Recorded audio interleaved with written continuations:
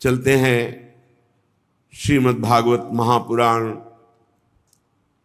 बहुत सूक्ष्म प्रसंग है अध्यात्म का। करदम जी महाराज भगवान कपिल देव जी के उपदेश से संन्यास मार्ग का आश्रय लेकर अद्भुत कोटि से ब्रह्म में स्थित होकर के विचरण करने लगे। एक दिन देखा बहुत शांत मुद्रा में भगवान कपिल देव जी विराजमान हैं। माता देहूती समीप जाकर के भगवान कपिल देव जी से प्रार्थना की, देहूती जी बोली, भगवान आप हमारे उद्धार के लिए पुत्र रूप में आए हैं, पर मैं जानती हूं आप कौन हैं। बस यही खास बात है, हम जानती हैं आप कौन हैं, ये पता होना चाहिए। गुरु प्रसाद से, संत संग से, शास्त्र स्वाध्याय से इतना तो पता होना चाहिए कि मेरे स्वामी कौन है और स्वामी का प्रताप क्या है, स्वभाव क्या है, महिमा क्या है, ऐश्वर्य क्या है। फिर पता चलता है इतना महान, वो इतना बड़ा प्रेमी है कि अपने प्रेमियों के चरण चापने में भी उसे संकोच नहीं होता, सारथी बनने में भी संकोच नहीं होता, लंगोटी धोने में भी संकोच नहीं होता। तब हृदय लुट जाता है। इतना महान और इतनी छोटी सेवा के लिए स्वयं भक्तों की परिचर्या करना।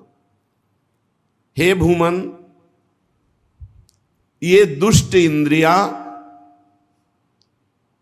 विषयों में भोगते भोगते इतना लंबा समय हो गया, ये ऊब ही नहीं रही। पर मैं ऊब गई हूं अब इंद्रियों को छूट देते देते।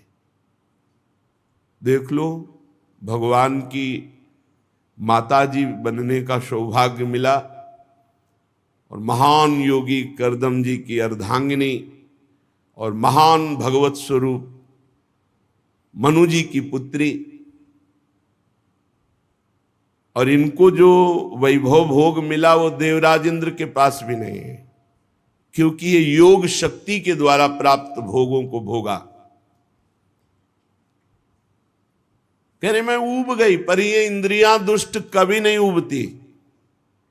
ये अनुभव लीजिए। अब मोड़ना होगा इंद्रियों को, जबरदस्ती हटाना होगा। हमको जो मन सलाह देता है कि भोग लो, तुम्हारे अनुभव में आ जाएगा कि कैसा सुख है, फिर मन हटा लेंगे, फिर इंद्रियां हटा लेंगे। बहुत बेईमान है ये, इसकी ऐसी चाल में मत फंसना। कोई बात नहीं, भगवान तो मिल ही जाएंगे, कृपा सिंधु हैं। अब ये भोग सामने उपस्थित है, भोग लेते हैं। बहुत बुरा फंस जाओगे। विषय चुगा जिन चुगय मन, चुगत कछुक सुख होए, फिर फांसी ऐसी लगे तेषम दुख ना हो। मान लो, पक्षियों को दाना दिखाई देता है, जाल नहीं। ऐसे भोगी पुरुष को भोग सुख दिखाई देता है, उसका बंधन नहीं। महापुरुषों को बंधन दिखाई देता है, भोग सुख नहीं। इंद्रियों को चाहे जितना भोग दे दो, पूरे जीवन भर ये कभी तृप्त नहीं हो सकती, ऐसी दुष्ट हैं ये। ज्यों का त्यों वैसे नवीन उत्साह रखती भोग भोगने के लिए। धिक्कार है। किसी का ज्ञान काम नहीं करता, भगवान की ऐसी बलवती माया है। वह एक बात काम करता है, शास्त्र आज्ञा का कभी भी उल्लंघन जो नहीं करता वो कभी भी माया में नहीं फंसता। शास्त्र संत गुरुदेव की आज्ञा में जो रहता है कभी माया में नहीं फंसता। और जो अपने को ज्ञानी और समर्थ समझकर थोड़ा भी उल्लंघन करेगा, फौरन फंसा लेगी माया। एक शब्द भी गुरुदेव की आज्ञा का उल्लंघन हुआ तो उतना ही माया फंसा लेगी। एक शब्द भी शास्त्र की आज्ञा का उल्लंघन हुआ तो उतना ही फंस जाओगे। जिसको माया मुक्त होना है तो अक्षरशः शास्त्र आज्ञा का पालन करो, नहीं फंस जाओगे। इंद्रियां बड़ी बलवान हैं, प्रमथन स्वभाव की हैं, वैसे ही बलवान उनका नेता मिल गया मन। तो 5 ज्ञानेंद्रियां और मन, ये मनमानी करके जीव को बार बार त्रास दे रहे, बंधन में डाल रहे, बार बार आवागमन के चक्र में डाल देते। होश में उठो, सच्ची कह रहे हैं, अभी आप समझ नहीं पा रहे। बहुत दुष्ट है मन और इंद्रियां, इनके दुलार में फंस करके बहुत नीचा देखना पड़ता है और बहुत नीच गतियों को प्राप्त होना पड़ता है। एक जेलर आए थे बड़ी जेल के, वो कह रहे थे हमारे जेल में बहुत से ऐसे कैदी जो चिल्ला चिल्ला के रोते हैं कि हमसे मन और इंद्रियों ने ऐसा पाप करा लिया, मैं कभी नहीं करूंगा अगर एक बार मुझे छोड़ दिया जाए। बोले हमारे अधिकार में तो है नहीं कि छोड़ दूं, सजा हो चुकी। तो बोले उनको कैसे समझाऊं जो रो रो के दिन व्यतीत करते हैं। विचार कीजिए, मन और इंद्रियों ने ऐसी गलती करवा, कोई मित्र नहीं, कोई प्यार करने वाला नहीं। अगर तुम्हें लगता है कि विश्व में हमें कोई प्यार करता है तो धोखा। आखिरी में देख लेना शब्द है हमारा, हम रहे ना रहे शब्द तो अविनाशी है, पकड़ लो। कोई किसी को प्यार नहीं करता। अगर आप ये मानते हैं कि मुझे वो प्यार करता है तो अपनी वासना की पूर्ति के लिए आपको प्यार करता है, नहीं धज्जियां उड़ा देगा तुम्हारी धज्जियां उड़ा देगा, रोगे, पैर पकड़ोगे, फिर भी तुम्हें कोई क्षमा नहीं करेगा। इसलिए भूल से भी मन और इंद्रियों की प्रेरणा से ऐसा कार्य मत कर देना जिससे जिंदगी बर्बाद हो जाए। ये बर्बाद कर देती है जिंदगी इंद्रियां मन। बड़ी मीठी मुस्कान से मधुरता पूर्वक पूर्ण समर्पण, ऐसा लगेगा कि भगवान ने हमारी साधना का फल दिया है, ऐसे माया आती है। और फिर चरणों में झुका के रौंद के नष्ट करके रुला के बर्बाद करके फिर जाते कि देख शास्त्र और गुरु की आज्ञा का उल्लंघन का फल, अब तू पूरे जीवन बर्बाद होकर बैठ, किसी काम का नहीं रह गया, जा रहे हो। ये बात नोट कर लो। अगर तुम्हें जीवन में भगवत प्राप्ति करना तो भजन बने ना बने, माया का स्पर्श मत कर लेना। गुरु आज्ञा शास्त्र आज्ञा का उल्लंघन नहीं करोगे, पड़े रहोगे तो भगवत प्राप्ति हो जाएगी। हमारी बात सुन लेना। क्यों? भरोसे में हो श्री जी के। ऐसे हो क्या? साधारण नहीं हो, तुम असाधारण हो चुके हो। तुम भगवत संबंध से युक्त हो, तुम्हारा संबंध ब्रह्म संबंध हो चुका है। संबंध से तुम्हें भगवत प्राप्ति हो जाएगी, पर पड़े रहो इधर उधर मन और इंद्रियों की। हाथ उठा के कहता हूं, मन और इंद्रियों की बात में मत लगना। ये इतनी नीच राक्षसी है, ये ऐसे फंसा देंगे कि आहा भी नहीं बोल पाओगे किसी से, उत्तर भी नहीं दे पाओगे किसी को, ऐसे नीच हैं। तो हे भगवान मैं ऊब गई हूं, देहूती जी कह रहे हैं। देखिए इंद्रियां कितनी बलवान है, आगे प्रसंग में आएगा। एक गंधर्व गंगा जी में अप्सराओं के साथ विहार कर रहा है, जल के लिए आदमी विविध प्रकार। जमदग्नि जी की अर्धांगिनी रेणुका जी, वो संध्या का जल लेने गई थी। उन्होंने गंधर्व को और अप्सराओं को केली करते देखा, अच्छा लगा। बस वह केली अच्छी लगी, केवल देखने में रुचिकर लगी, कोई पाप वासना नहीं हुई। बहुत महामहिम है, वो भी भगवान की माता जी हैं, भगवद अवतार, उनके गर्भ से प्रकट हो रहे हैं भगवान परशुराम। जमदग्नि जी को विलंब हो गया संध्या के लिए, तब उनको ध्यान आया, वो भागती हुई आई। कहा विलंब कैसे? ग्रीवा झुका दी, ध्यानस्थ हुए, ध्यान में देखा, अरे ब्रह्म ऋषि की अर्धांगिनी और गंधर्वों की केली तुम्हें अच्छी लगी देखने में, और पुत्र बैठे थे बोले काट दो गला इनका। पुत्रों की हिम्मत नहीं हुई। मां है। भगवान परशुराम जी समाधि से उत्थापन होकर बाह्य दशा को प्राप्त हुए, ऐसा लगा पिताजी याद कर रहे हैं। तुरंत उपस्थित हुए महान पितृभक्त, ग्रीवा झुकाई, पिताश्री उनका माता का गला उतार दो। एक सेकंड नहीं लगा, भाइयों को मार, एक सेकंड नहीं लगा, काट दिया। तुम्हारी सेवा से हम बहुत प्रसन्न हुए, वरदान मांगो मेरी मां और मेरे भाई वैसे ही जीवित हो जाएं जैसे थे, और उनको स्वप्नाभास भी ना हो, उनको स्मृति ही ना रहे कि मैंने काटा है। बहुत प्रसन्न हो कहा तथास्तु, ऐसा ही हो।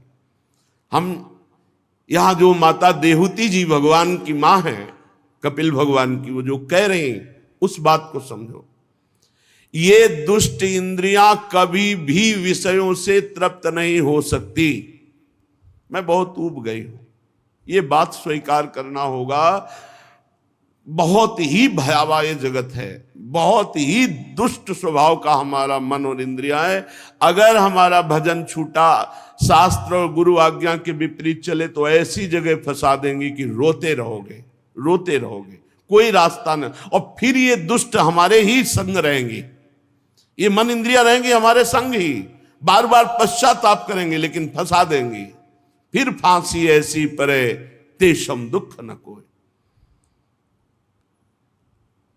जब बड़े बड़े महापुरुषों की इंद्रियों को माया खींच सकती है, तो हम तो साधारण जीव हैं, हमको बहुत सावधान रहना है।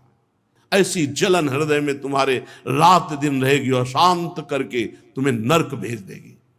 बहुत सावधान।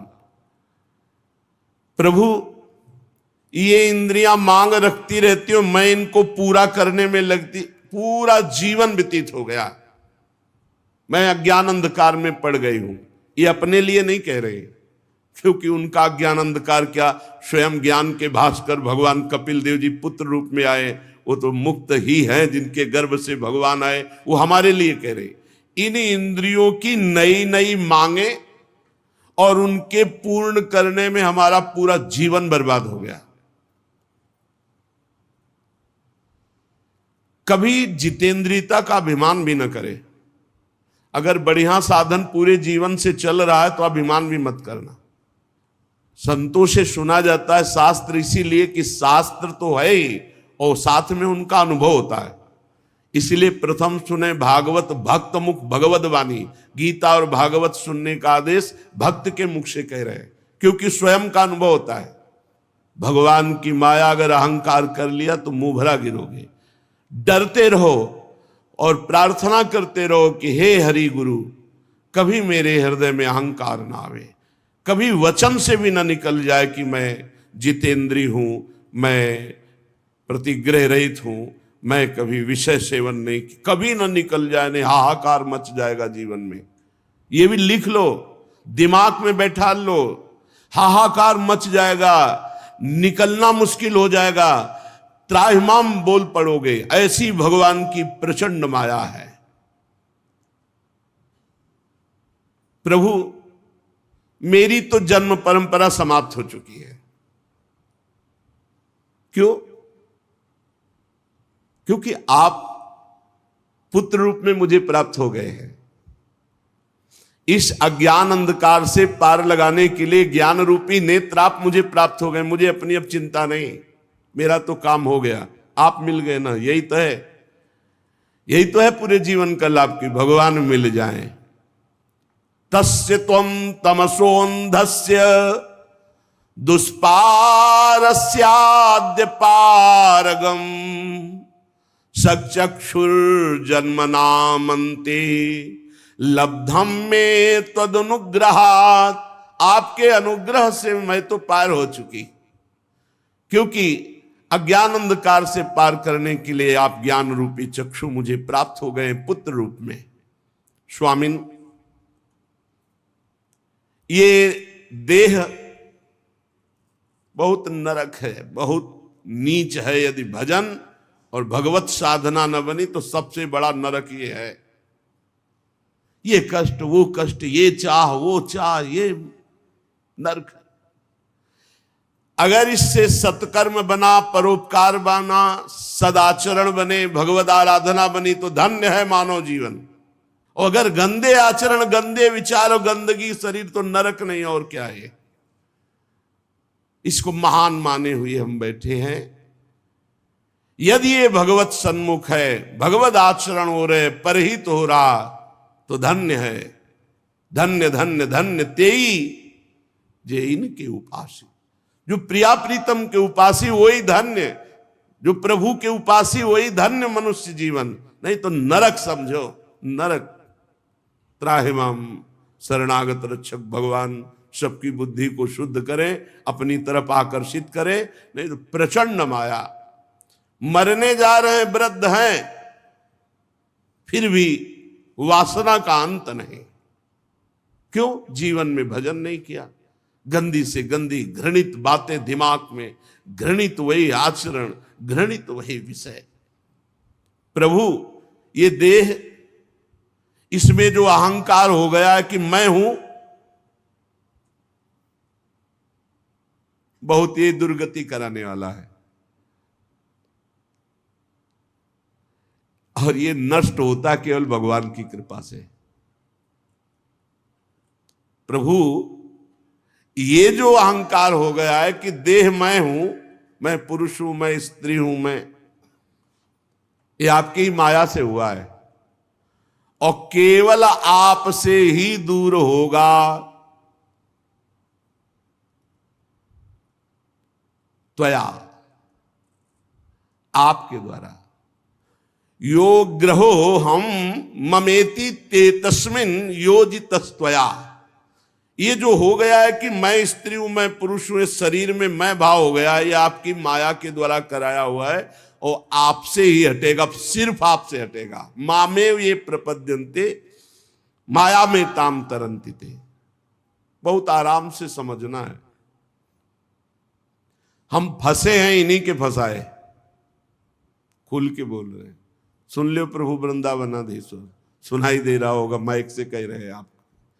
इन्हीं के फंसाए फंसे हैं और इन्हीं के छुड़ाए छुड़ेगा।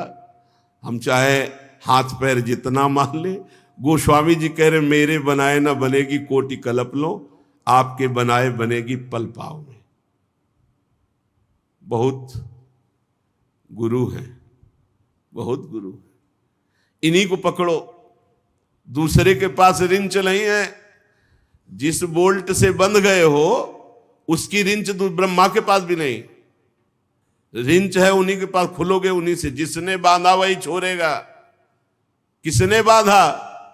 बोले यो अवग्रहो हम ममेति ते तस्मिन योजितस्त्वया त्वमर्हसि। आपने ही अपनी माया से मुझे बांधा और आप ही अपनी भक्ति और कृपा से मुझे छोड़ोगे। माता देवहूति जी कह, बढ़िया बात है।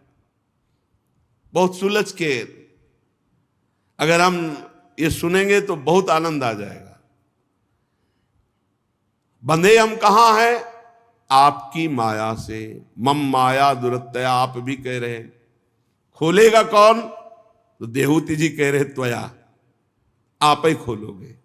जिसने बांधा है वही मुक्त करेगा। तो हमें क्या करना है? जिसने बांधा है उसकी शरण में हो जाओ। मामे ये प्रपद्यन्ते माया में ताम तरन्ति ते। उन्हीं की माया ने बांधा है, वही मुझे माया मुक्त करेंगे। तो भगवान की शरण में हो जाए। प्रभु ये संसार वृक्ष काटने के लिए ज्ञान रूपी कुठार आप मुझे प्राप्त हुए हैं। मैं प्रकृति और पुरुष का ज्ञान प्राप्त करने की इच्छा से आपकी शरण में हूं।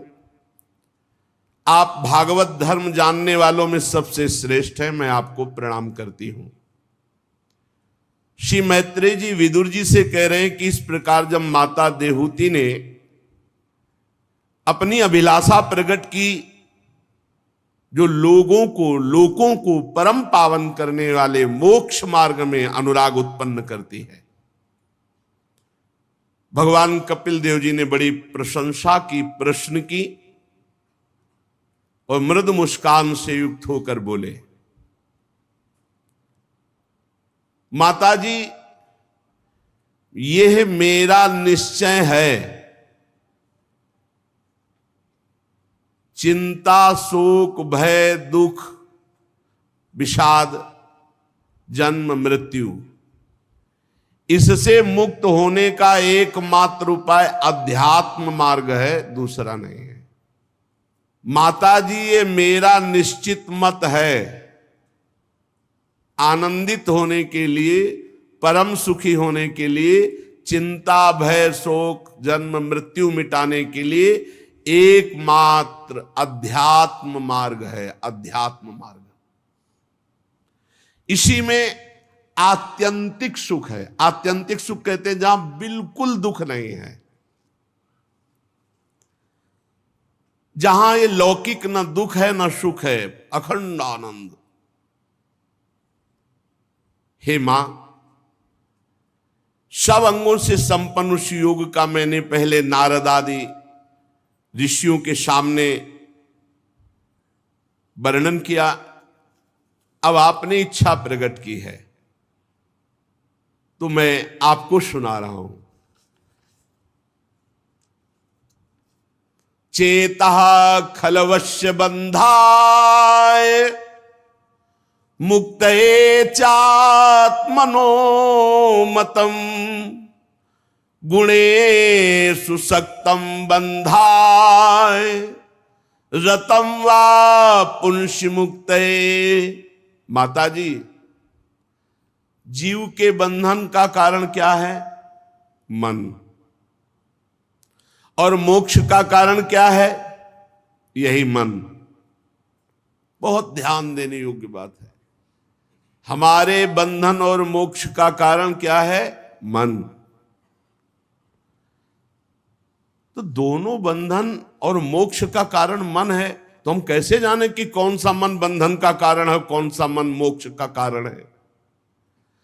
तो जो भगवान को भूल करके विषयों का चिंतन करता है वह मन बंधन का कारण है, और जो विषयों से बैरागी होकर भगवान का चिंतन करता है वह मन मोक्ष का कारण है।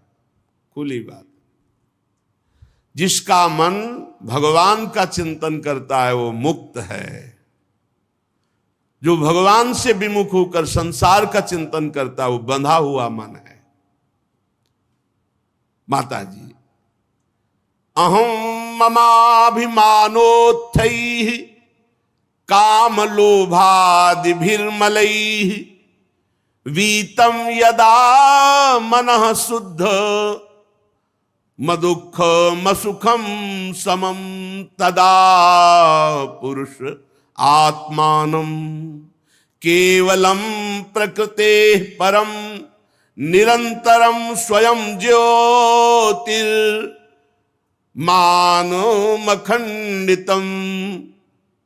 माता जी,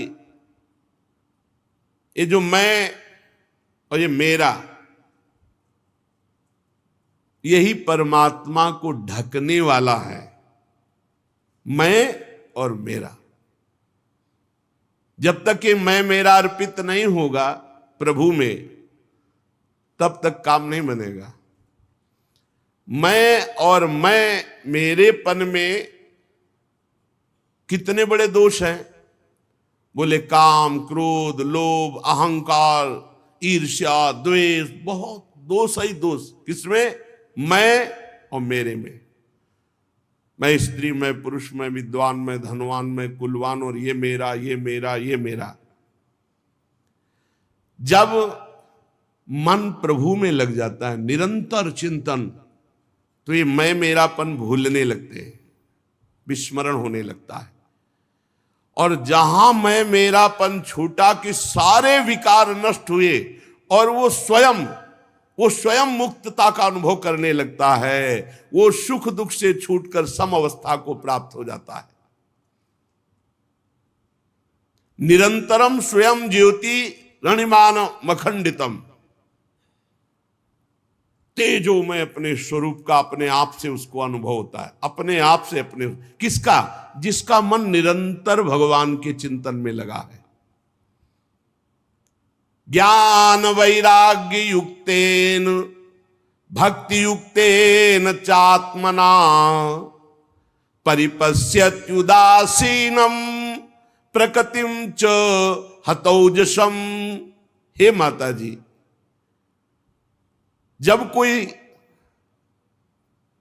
सत्संग के द्वारा, शास्त्र स्वाध्याय के द्वारा ये ज्ञान प्राप्त करता है कि जो मेरा मन व्यर्थ के भोगों की आकांक्षा करता है, व्यर्थ का चिंतन करता है, इसी को संभालने के लिए तो हमारा मानव जन्म हुआ है, और वो मन को संभालता है अर्थात वैराग्यवान बनाता है।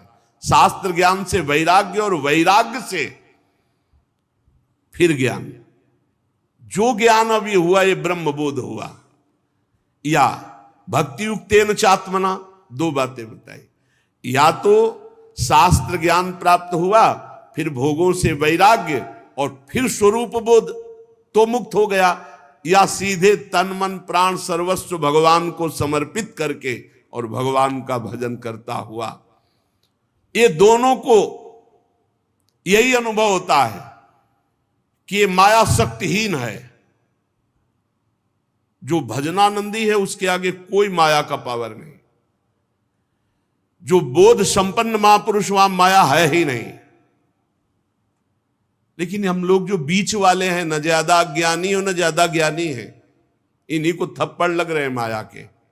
जैसे अभी एक दिन सत्संग में सुना था कि दो ही सुखी है, या तो एकदम जिसका फेल हो चुका है दिमाग, पागल, और या जो एकदम बोध संपन्न है। वो बीच के जितने सब पिस रहे हैं, थोड़ा ज्ञान, थोड़ा आकर्षण माया का। जो भगवत प्राप्ति के निमित्त भक्ति करता है, भक्ति युक्तेन चात्मना, तो क्या और कारणों के लिए भी भक्ति होती है क्या? हाँ, जैसे माला चलाया जाता है तो एक भजन के लिए भी माला चलाया जाता है, तो एक दूसरे के नाश के लिए भी चलाया जाता है। मारण, मोहन, वशीकरण, उच्चाटन, बहुत तरह की भजन वृत्तियां हैं। हाँ, ऐसी वृत्तियां हैं। भजन का बड़ा प्रभाव है। अगर तामसिक मंत्रों का प्रयोग कर दे तो मतलब तत्काल मृत्यु हो जाए, अकाल मृत्यु हो जाए। मंत्र बल, अब पर अपना जीवन बर्बाद कर दिया ना, किसी का अहित कर दिया मंत्र बल से।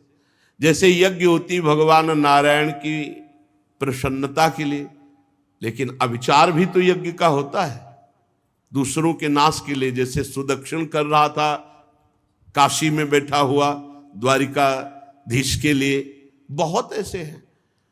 जो भक्ति केवल भगवत प्राप्ति के लिए होती है, उसी का यहां भाव वर्णन कर रहे हैं कि या तो ज्ञान, और ज्ञान से वैराग्य, और वैराग्य से बोध, और या फिर सर्वात्म भाव से भगवान में समर्पित होकर श्री हरि की प्राप्ति के लिए भक्ति। भजन केवल भगवत प्राप्ति के लिए, ना संकट निवृत्ति के लिए, ना अर्थ प्राप्ति के लिए, ना किसी को दुख देने के लिए।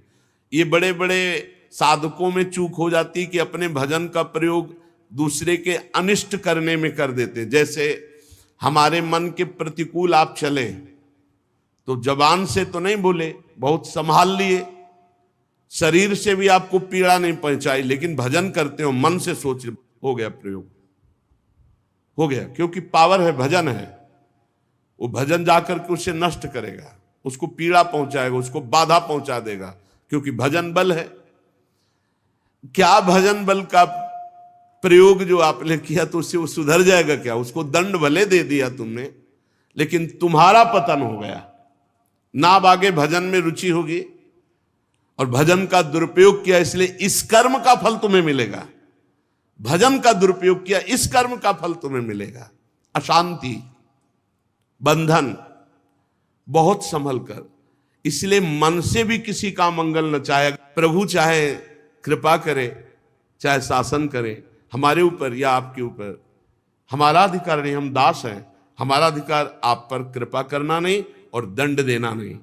हमारे स्वामी के, हम तो बिके हुए दास हैं। स्वामी चाहे अनुग्रह करे या चाहे निग्रह करे, दंड दे या कृपा करे, स्वामी अपने मंत्र बल से नहीं।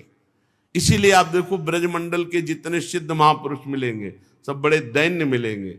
नीच से नीच पुरुष अपमान कर दे मुस्कुरा के सह जाएंगे। कभी दंड देने की भावना, कभी शासन, कभी चमत्कार। देखो उस महात्मा को सताया, उसका नाश होगा, ऐसा नहीं होगा। हो सकता है उसका और मंगल होना शुरू हो जाए। यही तो हमारे प्रेमी जनों करत जे अनुसहन निंदक तीनों पे अनुग्रह कियो। भक्ति का प्रयोग केवल श्री भगवान के लिए हो, अन्य के लिए ना हो। कई बार ऐसा होता है, कोई घबराहट से कोई संकट की परिस्थिति आती है तो लगता है भगवान जो हमने आज पाठ किया वो आपको समर्पित है। देखो अज्ञान, और अभी तक का समर्पित नहीं था क्या, और इससे वो संकट दूर हो जाए। आप नहीं समझते, ऐसा ना करो।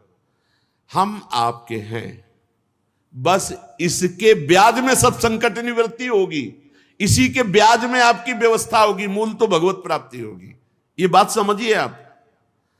हे प्रभु, मन वचन कर्म से परिवार सहित समाज सहित हम आपके हैं, जितना हमें सेवा मिली। अब इस समर्पण के ब्याज से या तो आपका पालन पोषण होगा, संकटों की निवृत्ति होगी और मूल होगी भगवत प्राप्ति।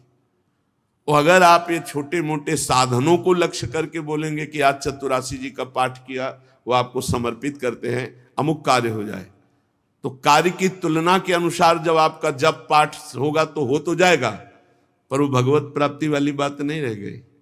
सकामता इसलिए बहुत सावधानी पूर्वक त्याग करनी है। जब हमारे अंदर कोई कामना आवे तो तत्काल सोचना है कि हमारी जिम्मेवारी तो भगवान की है।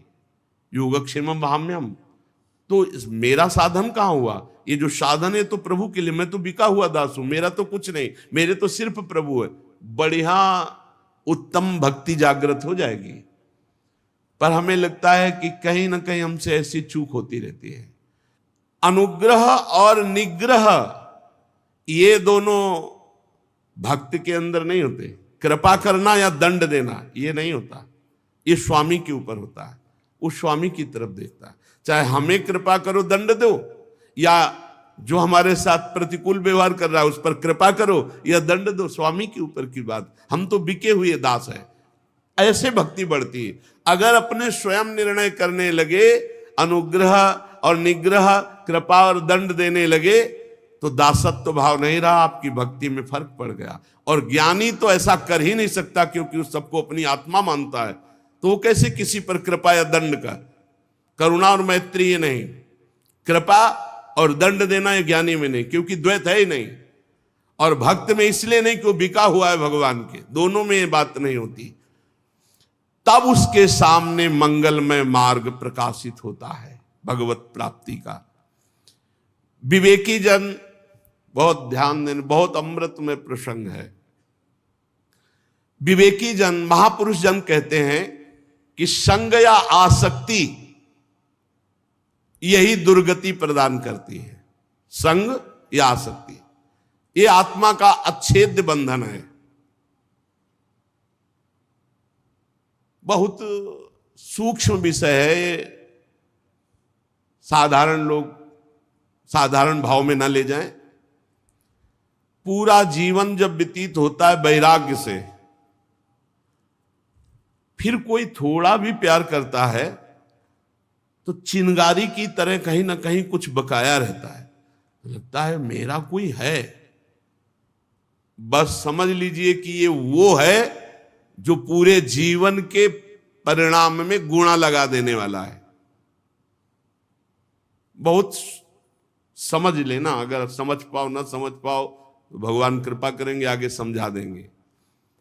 जैसे चक्रवर्ती सम्राट ऋषभदेव भगवान के पुत्र, पुत्र पुत्रियां, राजरानी, वैभव, सुख भोग सब छोड़ा भगवान के लिए। बहुत काल तक गंडकी नदी के किनारे भजन किया। थोड़ा हिरन के बच्चे में, और वो कोमल कोमल सींगों से ऐसे खुजलाता ना, तो जैसे राजकुमार गोद में हो, ऐसे हिरण के बच्चे को लेकर छाती से लगाते और वत्स तेरा मंगल हो। मतलब छुपा हुआ राग पुत्र पुत्री और परिवार का पूरा हिरण पे आ गया। वो अगला जन्म हिरण का हो गया। पूरे जीवन में हमारे प्रिय शब्द केवल भगवान के लिए रहे। जीवन में मैं और मेरा ना आने पावे। मैं ना, मेरा ना, मैं नहीं मेरा नहीं, ये दो शब्द रहे।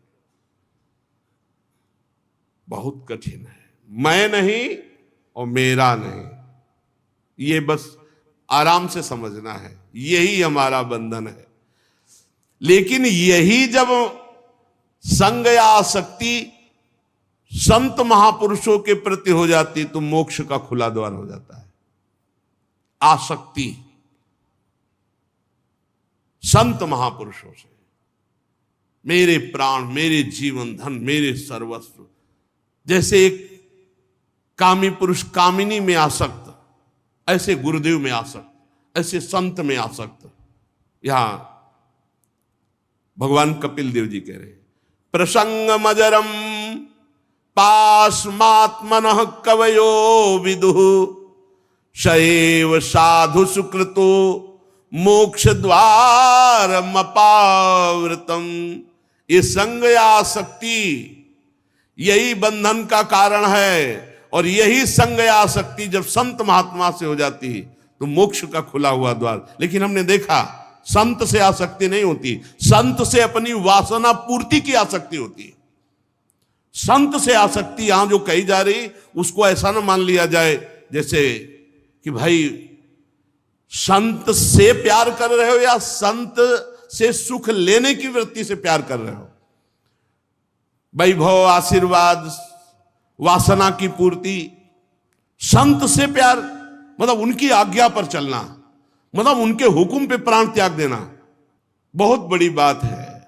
संत महात्मा में आसक्ति हो जाना, आसक्ति हो जाना बहुत बड़ी बात है।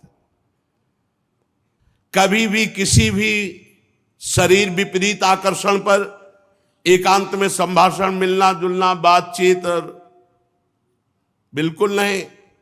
हमारी बात मान लेना, नहीं जिंदगी में पछताओगे।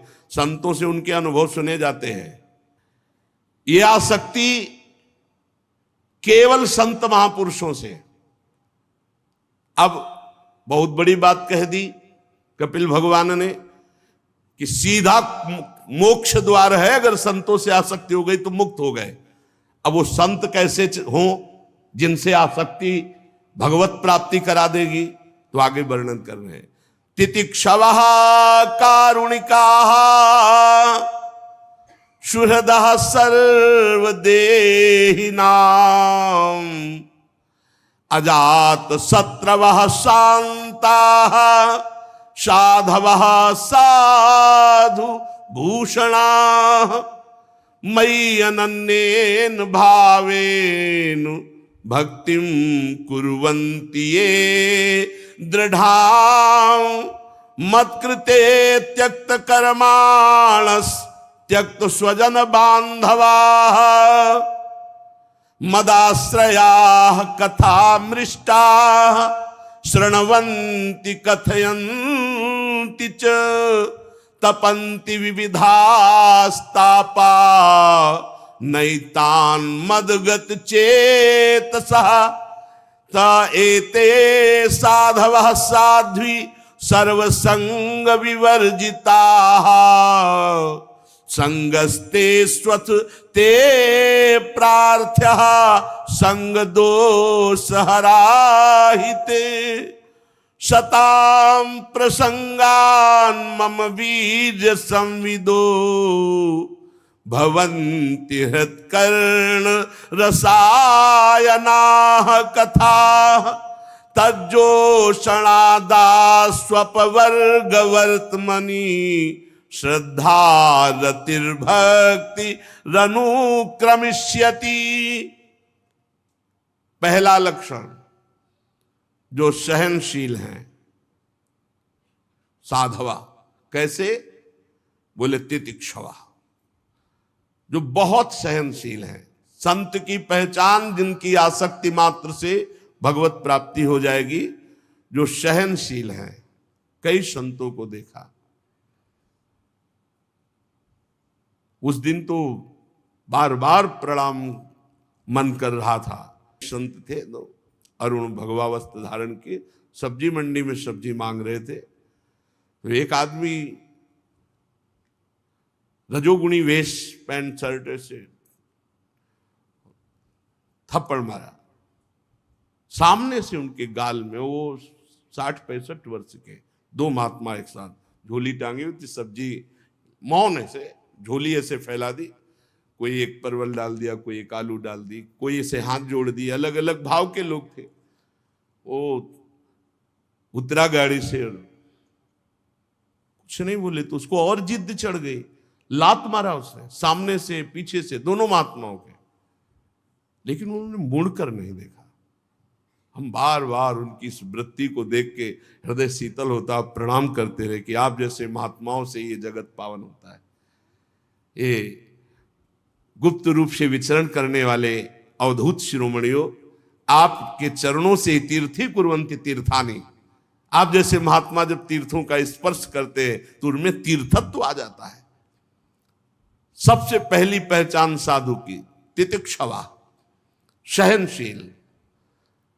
बहुत कठिन है सहनशीलता। उपदेश कर लेना, सुन लेना सरल है, लेकिन जब कोई अपमान करता है उस समय सहना। अपमान तो इतना भी, भरी बाजार में थप्पड़ मार रहे हो, महात्मा हेर भी नहीं रहे।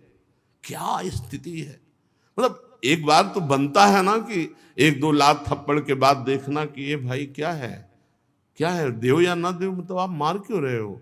इतना तो प्रार्थना। वो बोले भी नहीं, देखे भी नहीं, और क्रिया भी नहीं बंद की। अगली दुकान में फिर जाके वैसे झोली फैला दी। प्रणाम है ऐसे महापुरुषों को जो तितिक्षवा, बड़े सहन।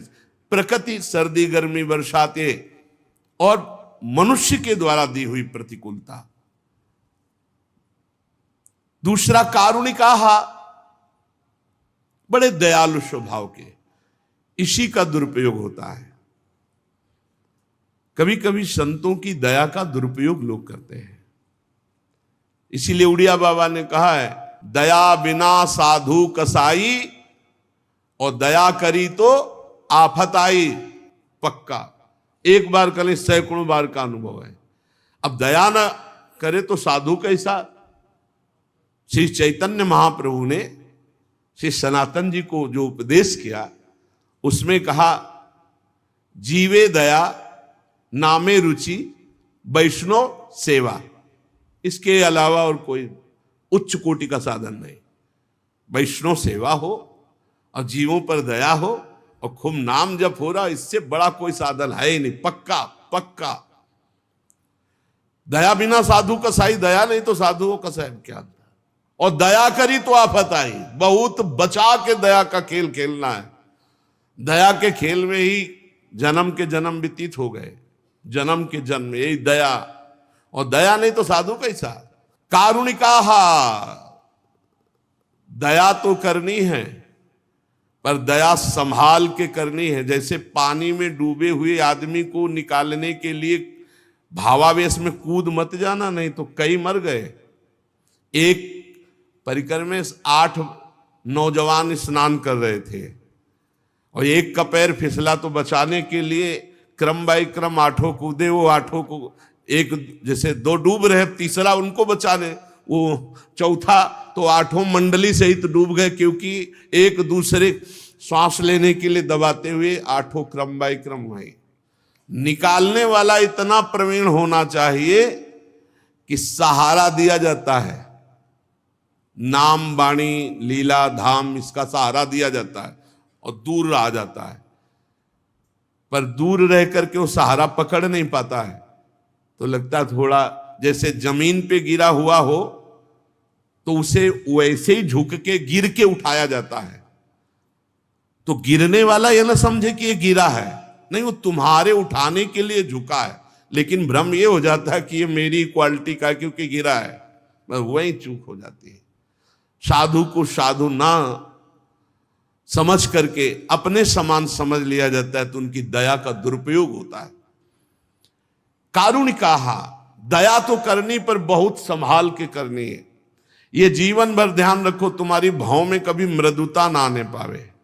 भाव में थोड़ी सिकुड़न बनी रहनी चाहिए। जब किसी से बात करो उसको लगना चाहिए ये ज्यादा बात करोगे तो गुस्सा ही आने वाली है, बच जाओगे। हम जो आपको बता रहे, वाणी जी जो कह रही वो सिद्धों की बात कह रही, साधकों की नहीं। साधकों को हंस बोले बहुमान दे में नहीं आना। करुणा तब स्थिति जब भगवान तुम्हारे नेत्रों में सामने दिखाई दे रहे हो तब हमें लगता, नहीं तो तब तक चुपचाप साधन में लगो, ज्यादा दया वाले मार्ग में ना जाओ, नहीं तो बहुत ही गड़बड़ हो जाता है। बहुत विचित्र दया है। इस दया रूपी फांसी से भी बचो। यद्यपि साधु का सद्गुण है, साधु का स्वभाव है, साधक का स्वभाव है दया करना, पर फंसा भी देता है। बहुत बचा के तो कह रहे हैं कि संत जिनसे हमारी आसक्ति मात्र से भगवत प्राप्ति हो जाएगी वो तितिक्षवः और कारुणिकाः, दयावान हो।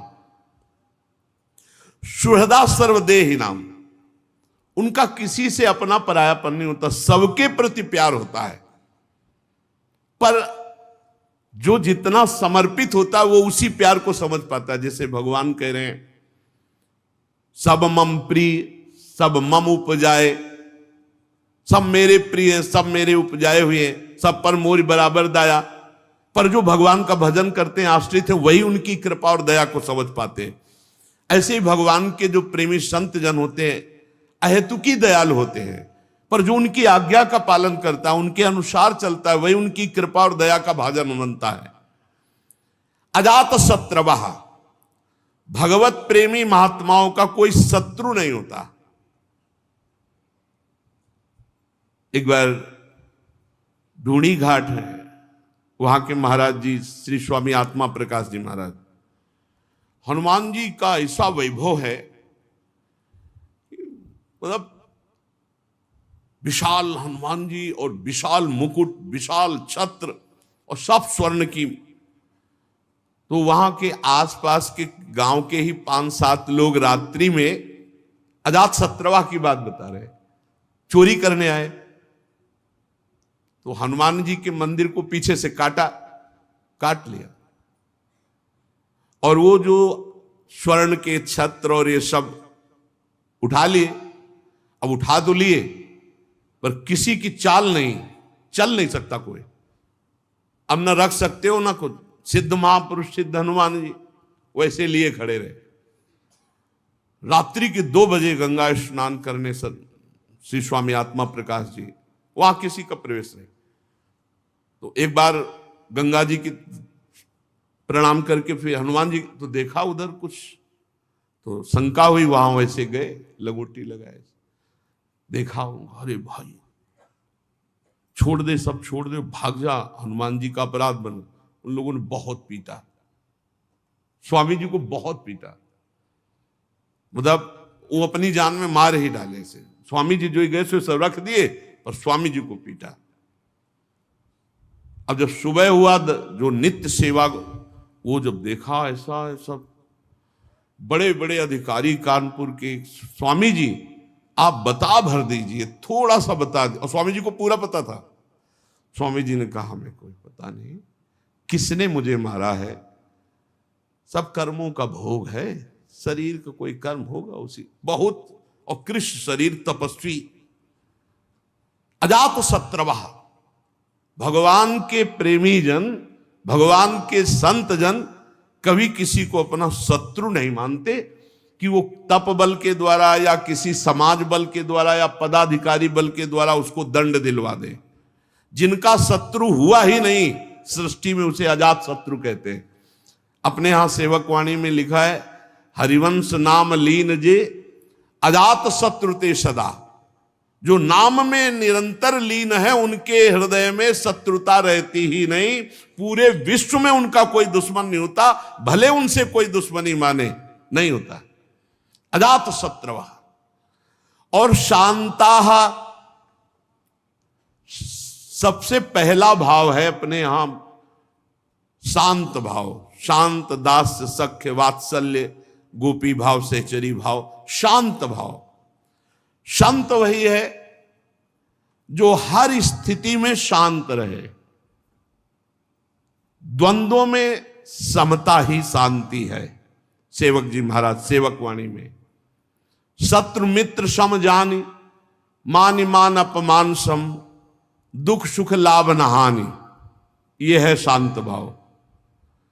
शत्रु मित्र में समान भाव, मान अपमान में, निंदा स्तुति में, लाभ हानि में, सुख दुख में शांत, किसी भी स्थिति में अशांति नहीं, शांत किसी भी स्थिति में। बड़ा कठिन बात है, कह तो गए निंदा स्तुति में कुछ नहीं।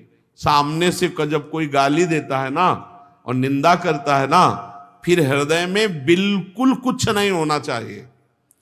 जैसे हमारे सामने कोई दूसरी भाषा में हमें गाली दे तो हमें कुछ नहीं होगा, क्योंकि हम समझते नहीं क्या बोल रहा है।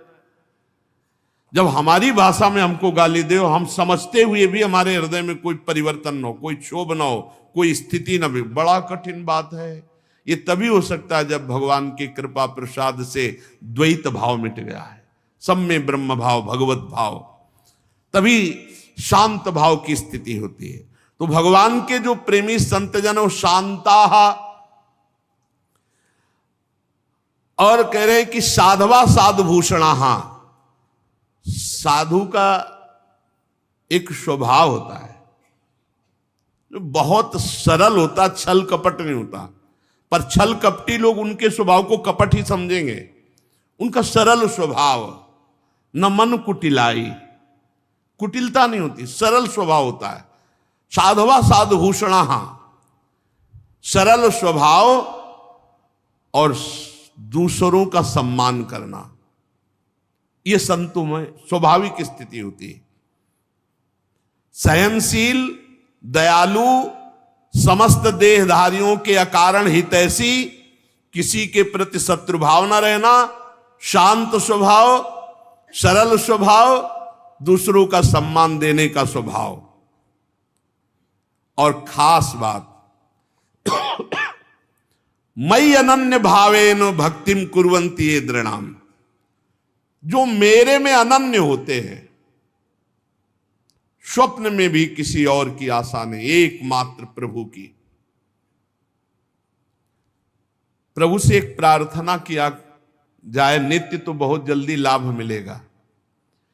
हे प्रभु, मन वचन कर्म से मैं आपका सेवक हूं, अब मेरे मन और इंद्रियां आपके विपरीत जा रहे हैं, तो नाथ आप हमें ऐसी सामर्थ्य दो कि मेरा मन मेरी इंद्रियां आपकी तरफ जाएं, आपके सिवा किसी की तरफ ना जाएं।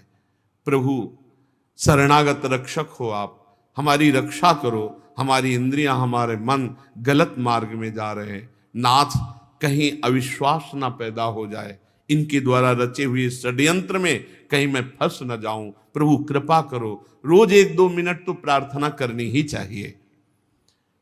संत जन जिनके शरणागति मात्र से, संग मात्र से भगवत प्राप्ति, बोले मयि अनन्य भावेन भक्तिम कुर्वन्ति ये दृणाम, मेरे में अनन्य भाव। अन्य कोई मंत्र, अन्य कोई तपस्या, कोई बल, कोई योग, कुछ नहीं। बड़े प्रलोभन आते हैं जीवन में, ये मंत्र सीख लो ऐसा हो जाएगा, ये मंत्र सीख लो ऐसा हो जाएगा, बड़े प्रलोभन। एक अयोध्या से संत भगवान आए हुए थे, बड़े चमत्कारी। अरे महाराज, केवड़ा की तीर्थ, पूरी समाज को केवड़ा की सुगंध, क्या क्या मतलब चमत्कार उनके। ओ कह रहे थे एक छोटा सा मंत्र हम आपको बता दें, उससे जो चाहो जैसे चाहो ऐसे। तुरंत नहीं, हमें जो गुरु जी ने दिया है बस उसके सिवा नहीं। ये सीधी बात, राधा राधा राधा राधा राधा प्यारी जो मैं आपकी शरण में, इससे बड़ा कोई मार्ग नहीं है। इधर उधर मत फंस जाना कि थोड़ा सा ये जप लेते हैं तो इससे ये लाभ मिलेगा, थोड़ा सा ये जप लेते हैं, ये प्रारंभिक साधक की होती है। लेकिन जहां पहुंचने की बात है वा मई अनन्येन भावेन रसना कटो जो अन रटो निरखियन फुटो नयन श्रवण फुटो जो अन सुनो श्री राधा जस राधा राधा कहे और श्री जी का उच्छिष्ट पावे और नाम धाम का आश्रय लेकर पड़ा रहे, भगवत प्राप्ति हो जाएगी। कैसे भगवत प्रेमी संत जन है? बोले मई अनन्येन भावेन भक्तिम कुर्वन्ति ये दृढ़ाम, वो सुदृढ़ अनन्य भाव से मेरे में प्रेम करते हैं। बड़ा चमत्कार है। एक बार श्री ज्ञानदेव जी और श्री नामदेव जी ब्रज भ्रमण के लिए आए हुए थे, तो प्यास लगी, तो ज्ञानदेव जी तो महान योगी सूक्ष्म रूप धारण किया और कुएं में जाके पानी पी के आ गए। नामदेव जी से कहा कि आप भी, तो उनका अब हमको तो ये सब योग आता नहीं है, विठ्ठल विठ्ठल विठ्ठल। जैसे ही विठ्ठल विठ्ठल कहना शुरू किया, कुआं का पानी उठा और सामने से प्रवाहित हो गया। ऐसे कर तुम अकर तुम अन्यथा कर तुम, भगवान के नाम में अपार सामर्थ्य है। बस अगर अनन्य भाव से प्रेम में डूबना है तो अन्य कोई मंत्र तंत्र अंत्र, कोई अन्य आश्रय, अन्य बल बिल्कुल नहीं, बिल्कुल नहीं। भरोसो एक, आस एक, विश्वास एक, बहुत बढ़िया, बहुत शांति, बहुत जल्दी आनंद प्राप्त हो जाएगा। और मत कृते त्यक्त कर्माणस त्यक्त स्वजन बांधवाहा, बहुत सुंदर बात। मेरे लिए सारे कर्म त्याग, कर्म त्याग का मतलब होता है कर्म समर्पण। कोई एक क्षण भी बिना कर्म किए नहीं रह सकता, तो कर्म त्याग का मतलब कर्म ना करना नहीं है, कर्म को करके भगवान को समर्पित करना, भगवान के लिए कर्म करना। ये तो सर्वाणि कर्माणि मयि सन्न्यस्य मत्पराः, मेरे लिए सर्व कर्म। तो कह रहे मत कृते त्यक्त कर्माणस, मेरे लिए सारे कर्म का त्याग, अर्थात मेरे को समर्पण। और त्यक्त स्वजन बांधवाहा,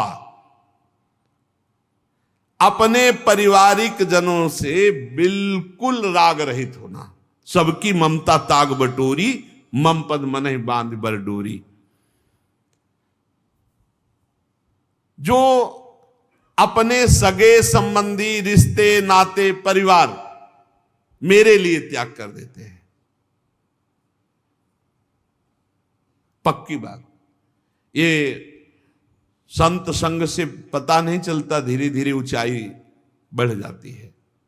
त्यक्त स्वजन बांधवा, सगे संबंधी रिश्ते नाते जब भगवान के लिए हम समर्पित कर दिए, भगवान कह रहे हैं मत कृते, मेरे लिए त्यक्त स्वजन बांधवा, प्रभु के लिए सब कुछ समर्पित है। बहुत कठिन है, बहुत कठिन। रसिक अनन्य माल में जो भक्तों के चरित्र है बहुत कठिन है। त्यक्त स्वजन बांधवा, मेरा अस्तित्व ही नहीं है। बहुत जोर का भक्तों में जो समर्पण पाया जाता है, बहुत जोर का पाया जाता है। त्यक्त स्वजन बांधवा बहुत कठिन है, बहुत कठिन है। ये अंदर की बात है। इसीलिए भगवान ने गोपी जनों से कहा, जो सगे संबंधियों की बेड़ियों को बड़े बड़े योगी यति नहीं तोड़ पाते, मेरे लिए तुमने उनका त्याग किया, मैं तुम्हारा ऋणी हूं। श्री भगवान गोपी जनों से कहते हैं, आई ब्रजनारी सुनत बंसी रो गृहपति बंधु बिसारे, दर्शन मदन गोपाल मनोहर मनसिज ताप निवारे। और मदाश्रयाहा, वो केवल मेरे आश्रित रहते हैं, किसी और का आश्रय नहीं। प्रायः जब कोई पदाधिकारी या बड़े जन आते हैं ना, तो एक कार्ड निकालते हैं और ऐसे देते हैं। ये लोग पूछते क्या है? बोले कभी जरूरत या कभी कुछ भी आपके हम काम आवे तो होता डाल लो अपनी जेब में, डाल, निकलो बाहर निकलो, चलो। मदाश्रया। एक बार सदगुरुदेव भगवान से किलजी लिया रहे थे, छोटी कुटिया मोहनलाडली कुंज में जब रहते थे, तो कहा नंबर लिख के दिया। तो कहा महाराज जी का ये क्या भी है? बोले नंबर है। बोले क्या करेंगे? बोले कभी जरूरत हो तो फोन लगा देना। बोले हाँ, अभी तक जरूरतें आपसे ही पूरी होती। ले चलो। हमसे कहा इसको कभी घुसने मत दे कहा इसको कभी घुसने मत दिला यार। मदाश्रया, भगवदाश्रित, अन्य आश्रय नहीं, ये उन संतों के जिनके संग मात्र से भगवत प्राप्ति हो जाएगी। मदाश्रया, और फिर आगे कथामृष्टाहा, आहा, मेरी पवित्र मीठी कथाओं को, अमृतमयी कथाओं को सुनते तो कथा अमृतम तत् जीवनम, हृदय में ऐसी मिठास की और सुनता रहूं भगवत चर्चा। कथामृष्टा श्रणवंती, और फिर कथयंती च, भगवान की चर्चा करने में एक विशेष जोश आवेश होना चाहिए। चर्चा करते जा रहे तो चर्चा करते, ऐसे देखिए संतजन कि जब चर्चा करना शुरू हो गए तो न समय का ध्यान है न स्थान का ध्यान है। महाराज जी, अच्छा, तो फिर आगे फिर शुरू हो गए, 3-4 बार प्रार्थना करने, अच्छा नहीं तो भगवत आवेश, भगवत चर्चा व्यसन, भगवत चर्चा का व्यसन। कथामृष्टा श्रणवंती कथयंती च, मेरी कथा श्रवण में और कथन में उनका बड़ा अनुराग होता है संत जनों का। और तपंती विविधास्तापा नैतान मदगत चेतसा, विविध प्रकार के ताप वो मेरे लिए सहते हैं। सर्दी, गर्मी, भूख, प्यास, मान, अपमान, निंदा, स्तुति, सब मेरे लिए वो सहते हैं। एक संत भगवान को देखा, वो केवल एक बोरा लिए रहते थे ऐसे, और यहां से ऐसे कांच लगाए गमछा पहने रहते थे। बिल्कुल ऐसा लगता था कोई कबाड़ मिलने वाले हैं, बोला रखते ही बोरा इसी थे। और बड़े उच्च कोटि के संत, कई दिन उन पर जब नजर हुई तो उनकी जो वृत्ति देखी तो लगा कि वृत्ति तो भगवदाकार है। तो एक दिन ये जो बर्फ फैक्ट्री के सामने बट वृक्ष है उसके आगे वो ऐसे फुटपाथ में बैठे थे। तो रात्रि में जब भिक्षा मांग कर पाके लौटते थे तब कहीं कोई न कोई महापुरुष मिलते थे। बैठ गए उनके नजदीक तो बोरा उठाया चल दिया। हमको सुनो सुनो महाराज, थोड़ी देर तो बैठ लो, आप जैसे गुरुजनों संत जनों की कृपा से ही अपने लोग चल पाएंगे। वो आप उठाए बोरा चल दिए महाराज। फिर आगे बढ़े उनके, फिर वो एकांत में जब देखा तो क्या है, कुछ नहीं, बस आपके पास बैठना है। बैठ गए। तुमका ऐसी स्थिति आपको कहां से प्राप्त हुई? उनका श्रीमद् भगवद गीता जी से। आप भिक्षा, बोले अयाचक वृत्ति जो मिल जाए। बोरा में क्या लिए? कुछ नहीं ऐसे टांगे। तो कहा ये क्यों टांगे? बोले ये सब रक्षा के लिए है। उनको बोरा क्या रक्षा करता है? बोले लोगों के दिमाग में तो आता है ना कि पागल है, या तो कबाड़ बटोरता है। एक दिन उनको देखा और पड़े सोच ही सोच, बड़ा कष्ट। जो ही नजदीक गए तो उन्होंने रोक दिया। हम काम कोई औषधि बिल्कुल नहीं। और दूसरे दिन वहां से अंतर ध्यान गायब हो गए। बड़े सहनशील और केवल भगवद आश्रित कई ऐसे महात्माओं के दर्शन हुए। एक महात्मा को देखा, गोरे दाऊ जी हैं, उनके सामने वो लौटते रहते थे, सबकी दंडवत ऐसे लौटते रहते। रात्रि के जब आए तो वर्षा हो रही थी, पेड़ के नीचे भीगे ऐसे खड़े, बस ओठ चल रहे थे। महाराज जी उस समय मदन टेर में रहते, उनका आप कुटिया चलेंगे, वहां थोड़ा कुछ भोग रखा है, आप ले लीजिए। आ गए। उनसे पूछा आपको ऐसी स्थिति कैसे प्राप्त हुई? ये बहुत अंदर जिज्ञासा रहती थी कि हमारा ऐसा अनुमान है कि आपका निरंतर नाम चलता है, आप देह भाव से अतीत, सर्दी और वर्षा हो रही है और आप ऐसे पेड़ के नीचे खड़े रहते हैं, आप किसी, तो आपको ऐसी स्थिति? तो उनका मुझे एक नाम बताया, उनका इस नाम के निरंतर जपने से मुझे ऐसी स्थिति। तो उनका आप सबको प्रणाम करते हैं, थक नहीं जाते? बोले नहीं, जिसको प्यार करता हूँ भगवान सब में दिखाई देते, तो मुझे हर दंडवत में और बल मिलता है, और बल मिलता है। बड़े सुंदर सुंदर वृंदावन धाम है ना, एक से एक दिव्य संतों के दर्शन होते हैं। यहाँ जब भगवान मिलाते हैं वैसे ही भगवान आपके पास से निकल जाएंगे, आप जानोगे नहीं कौन किस कोटि का है, महापुरुष है। भक्त मेरे संसार के तरह तरह के ताप कष्ट मेरे लिए सहते हैं, मेरे लिए सहते हैं। साध्वी ताएते साधवा साध्वी सर्वसंग विवर्जिता। ऐसे ऐसे मेरे जो भक्त हैं सर्वसंग परित्यागी, वो महापुरुष होते हैं। तुम्हें ऐसे ही संतों के संग करने का भाव रखना चाहिए, क्योंकि उनके संग से सब दोषों का नाश हो जाता है। कभी कभी ऐसा होता है कि तुम्हारे किसी महान दोष को नष्ट करने के लिए वो दोष की लीला करते हैं, लावे खाया जाए, ये खाया जाए, और इतना आपको उस बात से घृणा हो जाएगी, वो ऐसे ढंग से अपनी वस्तु देते हैं कि समझ में नहीं आता। बोले ऐसे ऐसे सर्वसंग परित्यागी महापुरुष होते हैं जो आसक्ति से उत्पन्न होने वाले सारे दोषों का ही हरण कर लेते हैं। सत्पुरुषों के समागम में सताम प्रसंगान मम वीर संविदो भवंति हृत्कर्ण रसायना कथा। जहां मेरे भक्तजन होते वहां स्वाभाविक होता ही रहता है भगवत चर्चा। मेरे पराक्रमों का यथार्थ ज्ञान कराने वाली, हृदय और कान को प्रिय लगने वाली मेरी चर्चाएं होती रहती है। भगवत चर्चा में बड़ी सामर्थ्य है। रत्नावती जी और कोई साधन नहीं की, केवल दासी चरण चापते हुए जब भगवत चर्चा करने लगी, उसी के प्रभाव से श्री नाभाजी ने भक्त भूप रत्नावती कहा है। भक्तों की राजा रत्नावती, केवल लीला श्रवण मात्र से इतनी ऊंची महान भक्ति।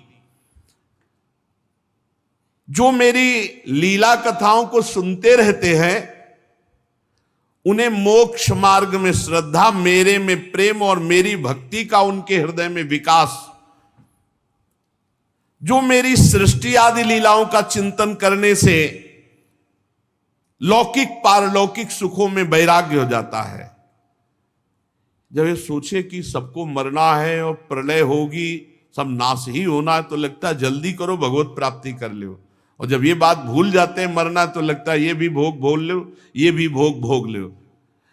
भगवान कह रहे मेरी सृष्टि आदि लीलाओं का चिंतन करने से लोक परलोक के भोगों से वैराग होता है कि सब जलेगा। जब भगवान संकर्षण के मुख से विषैली अग्नि निकलेगी और 12 सूर्य, तो आग ही लग जाएगी, 100 वर्ष तक सब भस्म होगा, या उसके पहले ही भगवत प्राप्ति कर लो। मतलब भयंकर कलयुग आगे और आएगा, फिर और बड़ा अत्याचार, उसके पहले भगवत प्राप्ति कर लो। एक परार्ध बीत गया है, दूसरा परार्ध चल रहा है, महाप्रलय। जब ये परार्ध पूरा हो जाएगा तो महाप्रलय होगी। ये उसके पहले इसी जन्म में भगवत प्राप्ति कर लो, नाम जप लो, भगवान के आश्रित हो जाओ। भगवान की भक्ति बड़ी सरलता पूर्वक भगवत प्राप्ति करा देती है। इस प्रकार प्रकृति के गुणों से उत्पन्न हुए शब्दादि विषयों का त्याग करने से, वैराग्य युक्त ज्ञान से, योग से, मेरे प्रति की हुई सुदृढ़ भक्ति से और मुझे सर्वस्व समर्पण करने से मेरी प्राप्ति हो जाती है। भगवान ने कई साधन बताए, वैराग्य युक्त ज्ञान से, या अष्टांग योग से, या विषयों के त्याग से, या मेरे प्रति सुदृढ़ भक्ति, क्या सर्वस्व अर्पित कर दो। हे नाथ मैं आपका, वो संभाल लेंगे। लहर लहर हरि आप संभालें, हरि आप ही उतारे तेरा भार, उदासी मन काहे को करे, तेरा राम जी करेंगे बेड़ा पार। पक्का विश्वास कर लो, भगवान के भरोसे हो जाओ, सब संभाल लेंगे। अपने तो कह रहे हैं, हम बार बार कह रहे हैं, अपने कुछ कर सकते हैं तो बिगाड़ कर सकते हैं और कुछ नहीं कर सकते। हम तो अपनी बात कहते हैं, आप अपनी जानो। अगर हमको कहा जाए कि तुम क्या कर सकते हो, तो हम बिगाड़ कर सकते हैं। स्वामी हरदास जी भी महाराज कह रहे हैं, मोह सोना बिगाड़न को तो सोना समारन को। संभाल सकते हो तो प्रभु आप संभाल सकते हो, और कहो तुम करो तो तोड़ फोड़ जरूर कर सकते हैं। आपके विधान में तोड़ फोड़ कर सकते हैं, हम तो उपद्रव कर सकते हैं, संभाल आप सकते हो। अब संभालना पक्की बात है, उपद्रव हमारी तरफ से होगा और संभाल आपकी। तो सो ना संवारन को, मोसो ना बिगाड़न को, तोई मोई पड़ी होर कौन धो जीते कौन दो हारे, पर बदी न तोड़ हमारी आपकी चल रही। आप संवारते संवारते हार गए और मैं बिगाड़ते बिगाड़ते जीत गया। बस इसी में जीत है। हे नाथ, मैं जैसा हूं आपका हूं, ये भाव और निरंतर नाम जपने का अभ्यास, और इसी जन्म में हमें भगवत प्राप्ति हो जाए ऐसी थोड़ी लालसा, तो भगवान की कृपा से, भगवत प्रेमी महात्माओं के संग से ये जन्म हमारा सार्थक हो जाएगा। शेष चर्चा आगे। श्री राधा वल्लभ लाल की।